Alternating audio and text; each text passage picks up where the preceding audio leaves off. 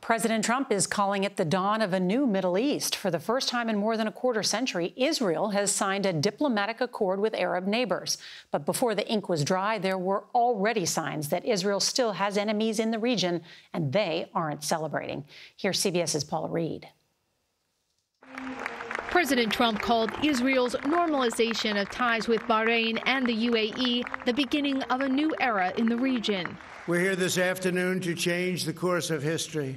After decades of division and conflict, we mark the dawn of a new Middle East. The administration hopes the agreement signals a realignment in the Middle East, as Arab nations once committed to Palestinian statehood now move to solidify their ties with Israel. Only two other Arab states, Jordan and Egypt, have done so. President Trump was unable to achieve a peace deal between the Israelis and the Palestinians. He framed today's accord as an equally historic peace deal, one that he hopes will appeal to evangelical and Jewish voters. You're going to have peace without blood in the sand. For years, you had blood in the sand. That's all you had, blood in the sand. You got nothing for it. But it's more of a business deal than a peace accord. The three countries are not engaged in armed conflict. The agreement means greater diplomatic and economic ties between them. Rob Malley was a Middle East advisor in the Obama administration. It is not bringing peace to the extent that the war or the conflict that exists today is between Israelis and Palestinians. They were not at the table. They were not involved. They feel alienated by and marginalized from this event. That was on display in Gaza, where protesters condemned the accord, and the Israeli military said the Palestinians had fired 2 rockets into its airspace. And we want to bring in Paula Reed now from the White House. And I understand, Paula, there's some news tonight about the top aide who is accused of altering CDC reports. What can you tell us? That's right, Nora. There are reports tonight that the president could soon lose one of his key messengers on coronavirus. Health and Human Services spokesman Michael Caputo is facing intense criticism for trying to alter that data coming out of the CDC to more accurately fit the president's narrative.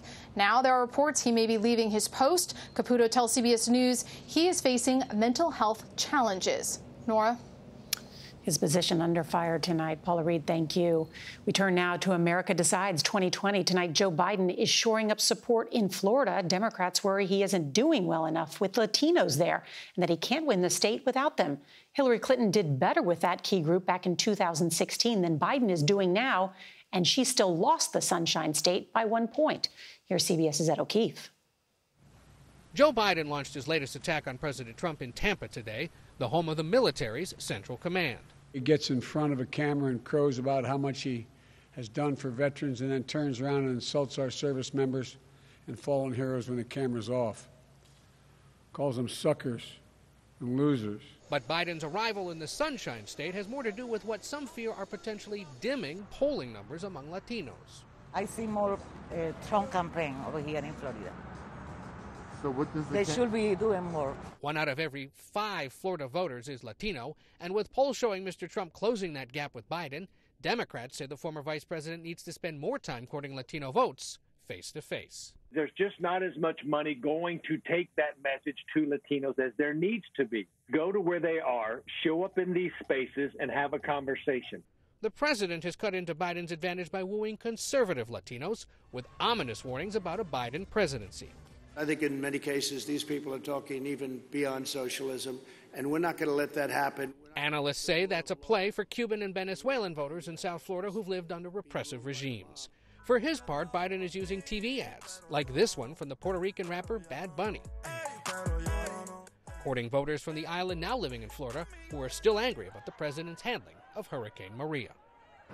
Biden is hosting an event kicking off Hispanic Heritage Month tonight in Orlando, and on his way there, he defended his standing with Latinos, saying that he would be a better president for them because of his focus on 3 key areas: health care, education, and immigration. Nora? All right, Ed O'Keefe, thank you.